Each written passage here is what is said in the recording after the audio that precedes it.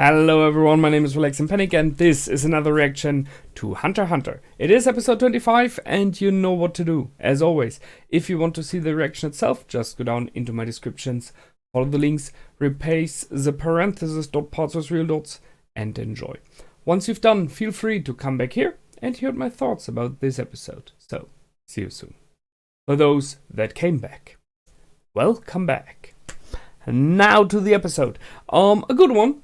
I already mentioned it when we started. It was the catch-up. It was the meeting of the group again, which was pretty cool.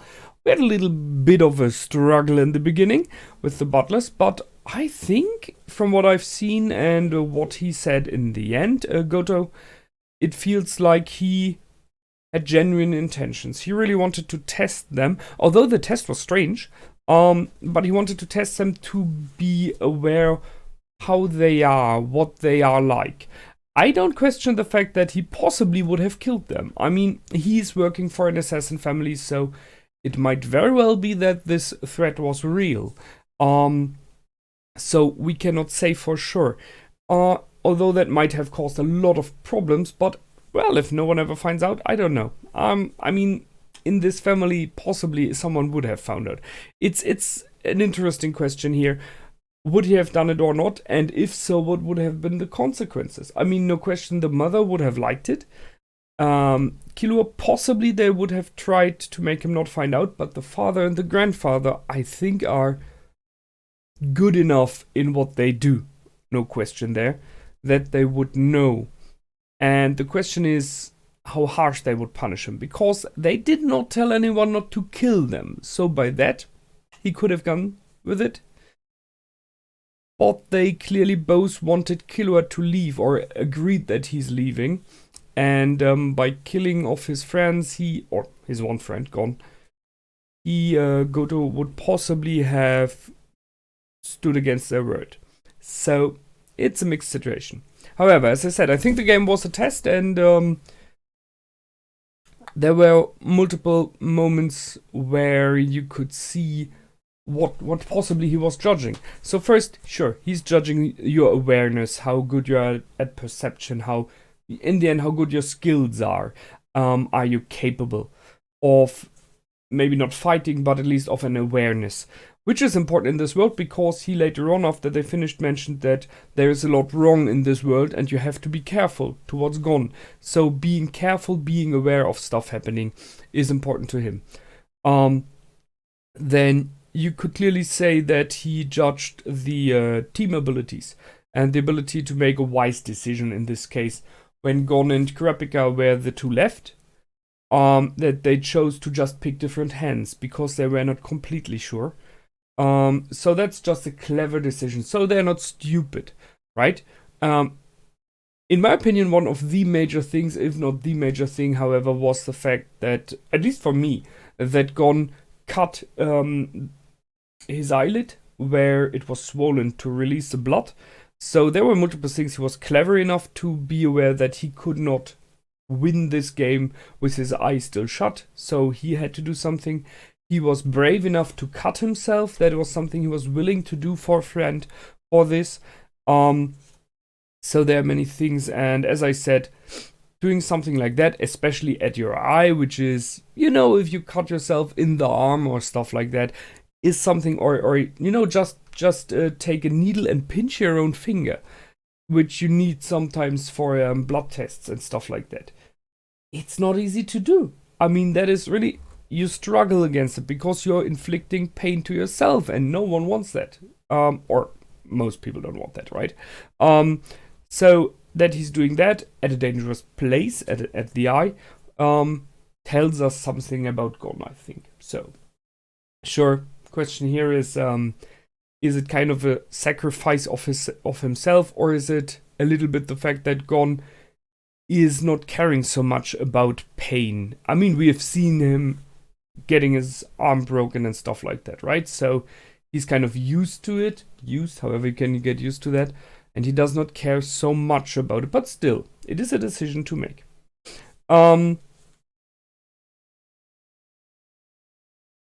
The name of the episode was Can't See If You're Blind. It is clearly a main referral to this one-eyed thing. But I like this play on words because the can't see if you're blind, you can see as many different things. As example, I mean, we have the mother who seems to be blind, right? But what I refer to is more the idea of that you're not aware of what is happening if it is not in the center of your attention. So it is often said that people who are in love are blind, right? They don't see negative sides on the ones that they love. You can be blind to your surrounding because you're focused on something specific, so you're not aware that something else is happening. This is how our awareness works. Just the things that are important to us are in the center or are even reported to our brain. And some stuff like extremely fast movement, and if something is falling out of the norm. So if you have a room full of people and then there's one ogre inside, you will be aware of the fact that there's an ogre, although you don't care about it possibly. I mean, we would, right? But we watch fantasy stuff, so we would care. Or just say room full of people in red and one is dressed in green. You are instantly aware of this one person. But apart from that, if everyone is normally behaving, dressed normally, and you are searching for one specific person, you get aware of this person, but not about the fact that, as example, someone is stealing, pickpocketing in the room. Although you could see it if you would be searching for him directly, right? So awareness is an interesting thing. However, I moved away from the series here. There are many things in this world that they are wrong, Goto said. So, and he entrusted Killua to Gon, which is, he likes the family. And I guess he likes Killua. He clearly likes the mother, and in the scene where you could see the mother struggling with what happened, I kind of question what her ideas are, what she wants to achieve. Because she was clearly, I wouldn't say heartbroken, but she struggled with it emotionally a lot. And she said, that is the one child I shall not give up. What does she mean by that? I shall not give up. Because that feels like other children, possibly all the other, I don't know, have been kind of taken from her. Not physically, because they're still there, but I guess like mentally, that they are changed in the way that they were. Right now, Killua seems to be quite a nice guy, apart from being an assassin and then one-sided killing everything. So I asked myself what she means. It would go against what we've seen, but what if all the others are about to become assassins? And she kind of was able to make Killua not become one. But then why does she want him to be back there? And it is not, from what we've seen from her and how she acts, it doesn't seem logical, because it seemed, by what the series shows us, that she is the one pushing him into being an assassin. But then we have not really seen everything, or a lot at all. So, I don't know. Maybe we will get more information about that in possibly the far future. I'm pretty sure we will meet this family again, but I guess not within the next 1 or 2 story arcs at least. So there was something, but I'm not sure about it. Then we have them all leave the mansion, saying their goodbyes. I was a little bit sorry that Killua did not get the awareness about the fact that this apprentice butler helped his friend Gon, and the others, because she wanted to be his friend. I mean, it was pretty clear, and that's a little bit sad. So, but it's more this feeling of I want everyone to be happy, so that would be cool. But then she was smiling a little bit in the end when she heard Gon and Killua joking with each other. So possibly, I mean, that's a true thing. She's happy for Killua to have found a friend, and that is once again showing how good she is, how a positive person she is inside her somehow. And Goto as a butler, trusting Gon and trusting his Killua to him, although he did not really have a choice there, right? And if you see later on that he possibly was able to do the tricks with it too, coins and the sleeves. He did not. I mean, he could have when Gon picked a specific person somewhere, or his hand. There was one moment when he picked one hand and was inside. He could have just done the trick, right? To make sure that Gon is not winning and that's it. But he didn't. He played fair. So, and you could even question, although I don't think so, but you could question if maybe Gon was right and he tricked so that Gon is winning. Because he was not testing this, do you see the coin, but testing how do you act, what do you do, slicing your eye. That's what he wanted to see, and then he tricked so that Gon is winning. I don't think so. I don't think he tricked that, because Gon was even able to see the one behind him, which was great. Nice one.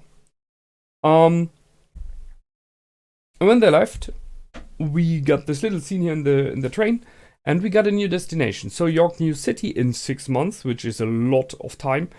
And there will be Hisoka, which is interesting to see, because why is he there? For what reason? Apart from just guessing, how does he know that the Phantom Troupe is there? Sure, you could guess. If it is the largest auction, so a lot of money in the city, sure, they will be there. But that's something, that is just wild guessing, although it's very likely. But it seems more like he really knows it. And why does he know? How does he know? Is it somehow connected to what he wants to do? Being in York New City, is it something he wants to do? I mean, he has a reason to get the Hunter exam, right? As does the brother of Killua, which we haven't seen what he needed it for. I mean, he did it, so he has the Hunter exam finished, so he wants to kill someone as well. Maybe we'll learn more about that. 6 months, long time to go. 2 of the cast are leaving us, possibly for this time. I'm not sure. I guess we will not see them in this time.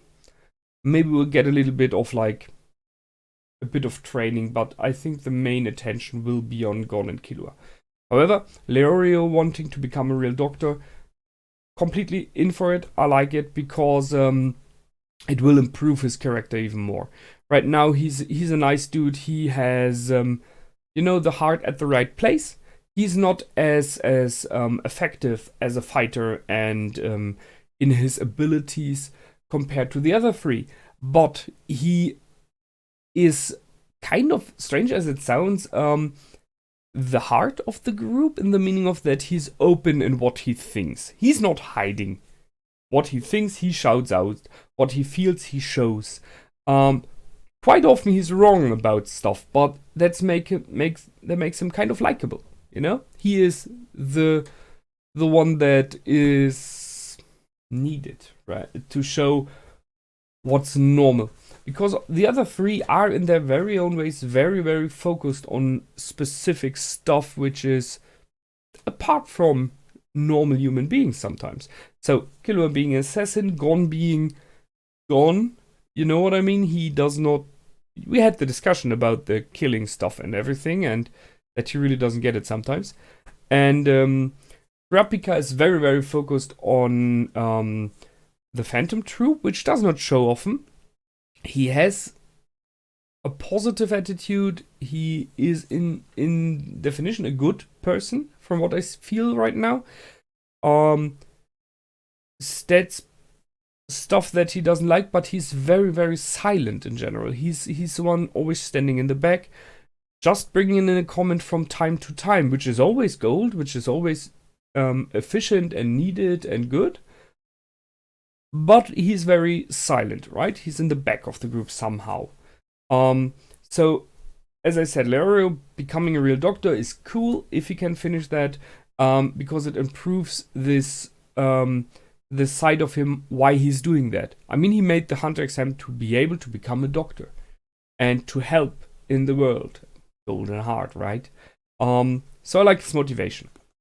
We will see what is in 6 months. I mean, that's not much time to become a doctor, right? It's a little bit, but then they are quite good at what they do, so possibly he's even able to do it. We don't know.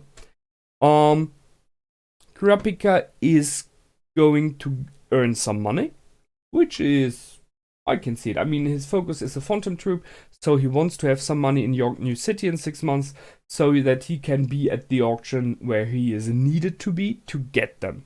So it's not about him wanting to be rich, he just does it because he wants to catch them. So he's searching for a patron who will hire a hunter. I guess there are quite a lot of them out there. Hunters are renowned, they are wanted, so he possibly is able to do it.